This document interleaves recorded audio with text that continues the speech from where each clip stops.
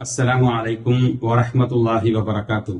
ഒരിക്കൽ നബി സല്ലല്ലാഹു അലൈഹി വസല്ലമയുടെ അടുക്കൽ വന്നുകൊണ്ട് ഒരാൾ ചോദിക്കുകയുണ്ടായി, റസൂലെ, ഞാൻ ഏറ്റവും അധികം അള്ളാഹുവോട് ചോദിക്കേണ്ടത് ഏത് വിഷയത്തെക്കുറിച്ചാണ്? നബി സല്ലല്ലാഹു അലൈഹി വസല്ലമ ആ മനുഷ്യനോട് പറഞ്ഞു, താങ്കൾ ഏറ്റവും അധികം അള്ളാഹുവോട് ചോദിക്കേണ്ടത് അഫ്വും ആഫിയത്തുമാണ്, പാപമോചനവും അതേപോലെ സൗഖ്യവും. ആ മനുഷ്യൻ വീണ്ടും ഇതേ ചോദ്യം ആവർത്തിച്ചുകൊണ്ടിരിക്കുകയാണ്. ആ സമയത്തൊക്കെ പ്രവാചകൻ അദ്ദേഹത്തോട് പറയുന്നത് അള്ളാഹുവോട് അഫ്വും ആഫിയത്തും ചോദിക്കാൻ വേണ്ടിയിട്ടാണ്.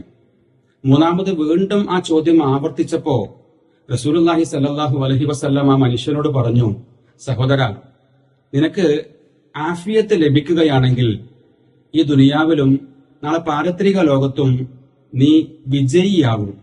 പ്രിയപ്പെട്ടവരെ, നമ്മൾ അള്ളാഹുവോട് ധാരാളമായി ചോദിക്കേണ്ടത് അഫ്വും ആഫിയത്തുമാണ്, പാപമോചനവും അതേപോലെ തന്നെ സൗഖ്യവും.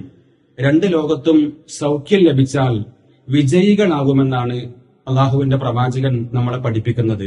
അതുകൊണ്ട് അഫ്വും ആഫിയത്തും ലഭിക്കുന്ന സൗഭാഗ്യവാന്മാരുടെ കൂട്ടത്തിൽ അള്ളാഹു നമ്മെ എല്ലാവരെയും ഉൾപ്പെടുത്തി അനുഗ്രഹിക്കുമാറാകട്ടെ. അസ്സലാമു അലൈക്കും വറഹ്മത്തുള്ളാഹി.